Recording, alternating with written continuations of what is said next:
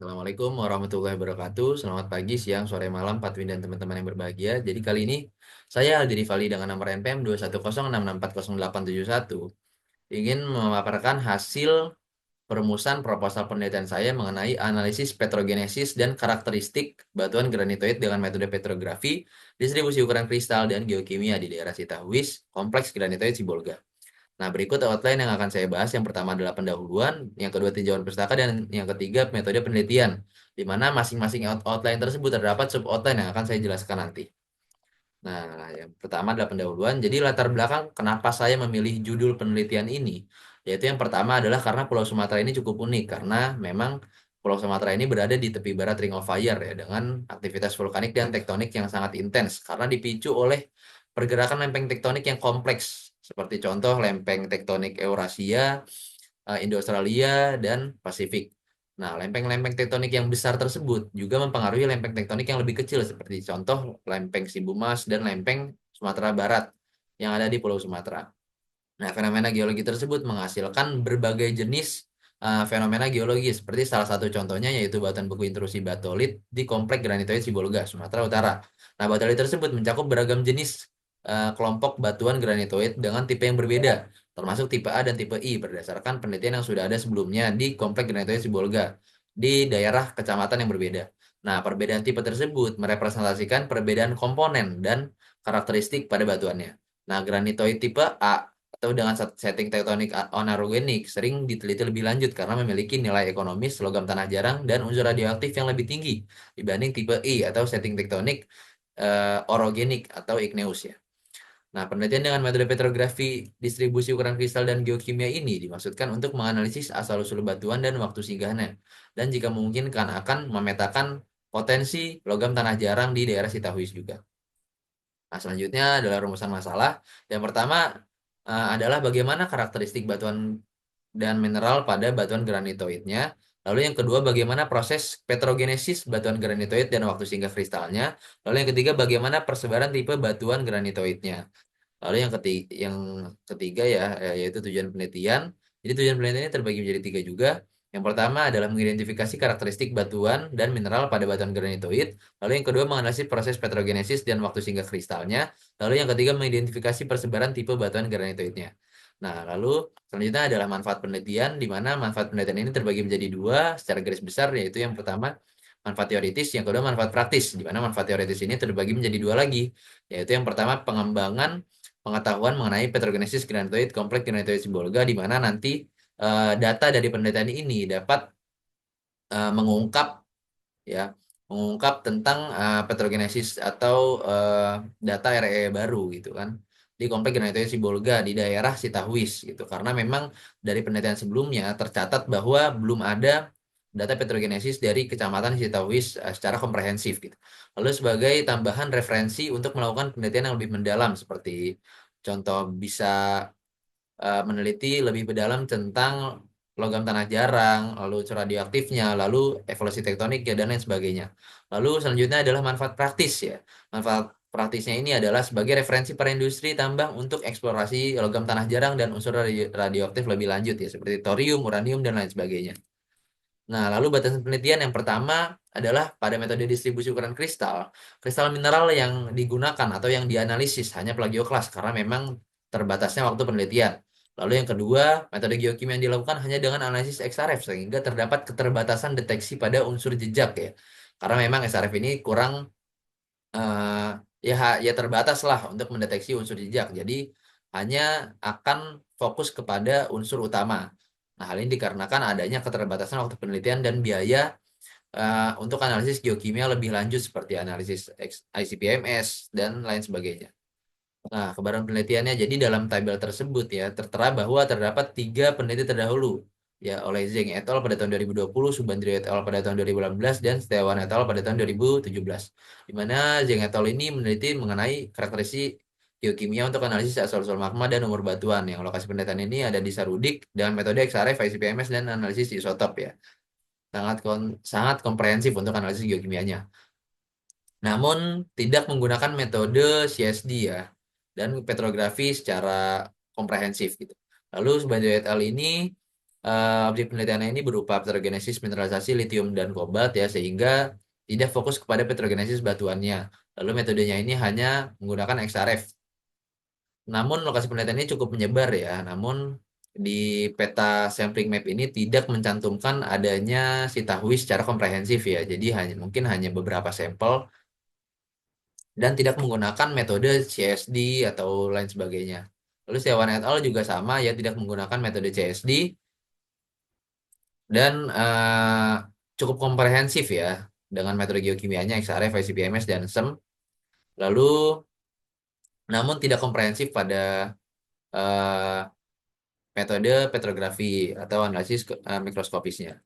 Nah, lokasi penelitian ini berada di zona UTM 47N dengan koordinat 1 derajat 11 menit 0 detik hingga 2 derajat 22 menit 0 detik lintang utara dan 98 derajat 7 menit 0 detik hingga 98 derajat 12 menit 0 detik bujur timur. Nah, waktu yang diperlukan untuk menuju ke area penelitian ini cukup beragam dari tempat penginapan, sekitar 1 hingga 3 jam dengan naik mobil dan berjalan kaki karena memang wilayah penelitian ini cukup luas. Nah, selanjutnya adalah tinjauan pustaka. Yang pertama adalah fisiografi regional ya. Jadi fisiografi regional Sumatera ini terbagi menjadi 6 zona fisiografi. Zona jajaran barisan, zona semangko, zona pegunungan 30, zona kepulauan busur luar, zona paparan Sunda, dan zona dataran rendah berbukit yang dapat dilihat pada gambar tersebut ya. Diadaptasi dari Van Bemmelen pada tahun 1949, di mana lokasi penelitian ini berada di zona jajaran barisan yang dekat dengan zona semangko. Nah, zona jajaran barisan merupakan jalur pegunungan yang terbentuk karena pengaruh geotektonik sistem pegunungan Sunda dengan orientasi barat ke timur ya, yang mirip-mirip dengan Pulau Jawa ya, karena memang diakibatkannya juga sama ya oleh subduksi dari lempeng Indo-Australia. Nah, selanjutnya ada stratigrafi regional ya, di mana terdapat 4 formasi yang ada pada wilayah penelitian ya. Yang paling muda adalah Tuf Toba, lalu diikuti formasi Barus, lalu diikuti kompleks granitoid Sibolga, dan yang paling tua adalah formasi Kluet, di mana pada peta tersebut ya terlihat yang di highlight itu hanya kompleks granitoid Sibolga dan formasi Kluet, karena memang formasi Kluet ini mungkin dapat merekam ya bagaimana proses evolusi tektonik dan evolusi keterjadian intrusi yang ada pada kompleks granitoid Sibolga pada masa itu.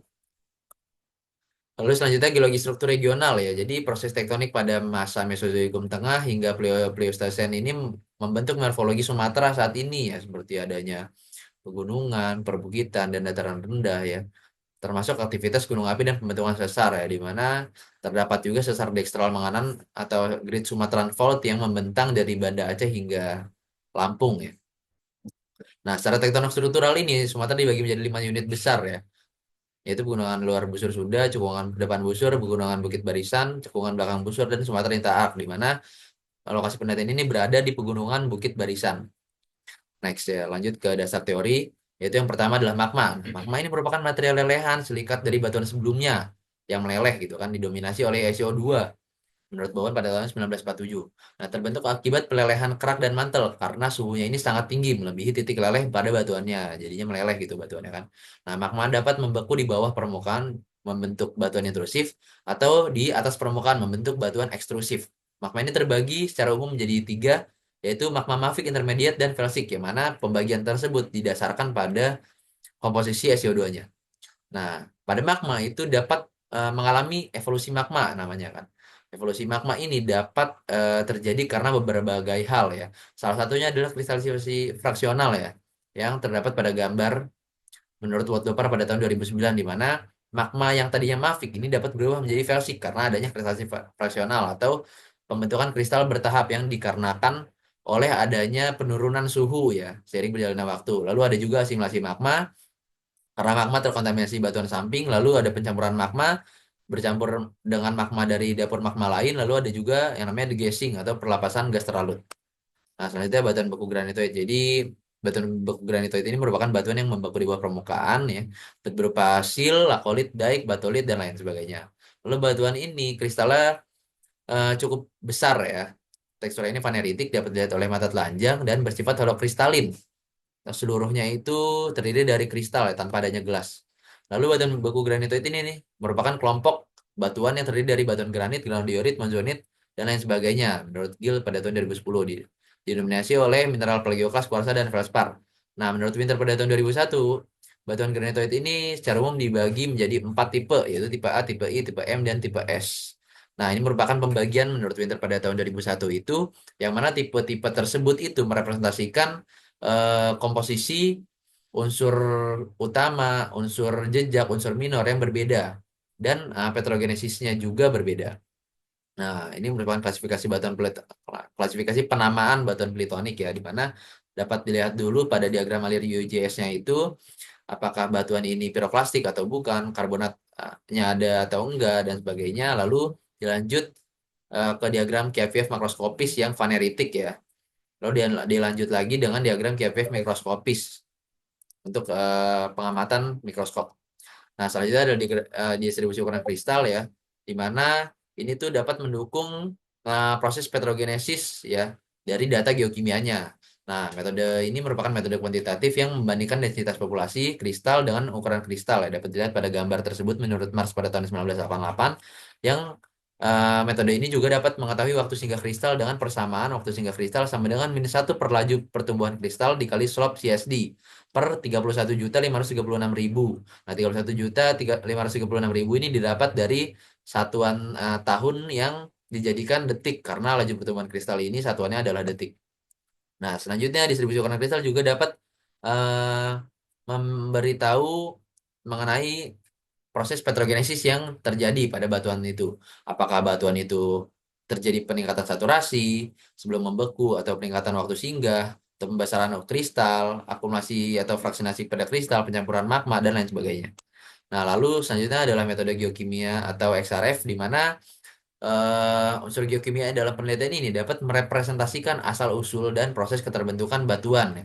Nah, umumnya terbagi menjadi 3 ya, geokimia ini, unsur mayor, unsur minor, dan unsur jejak. Nah, unsur mayor ini merupakan unsur yang paling melimpah di bumi, contohnya silikon, aluminium, natrium, dan lain sebagainya. Lalu yang kedua adalah unsur minor ya, dengan kelimpahan yang lebih sedikit dibanding unsur mayor. Umumnya ini lebih dari 0,1% ya, contohnya titanium, mangan, dan lain-lain. Lalu selanjutnya yang terakhir adalah unsur jejak ya, dengan kelimpahan paling sedikit. Umumnya itu kurang lebih kurang dari 0,1%. Nah, dinyatakan dalam part per million atau ppm atau part per billion atau ppb. Nah, contohnya adalah rubidium, gallium, atau logam tanah jarang ya, dan lain sebagainya.